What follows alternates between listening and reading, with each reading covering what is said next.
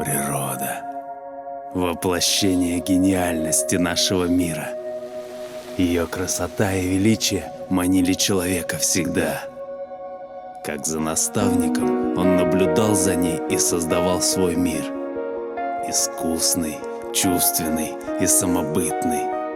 Мир человека в каждом из нас, в тебе, во мне, где ты и я — главы одной бесконечной книги. Почувствуй это под песни ветра.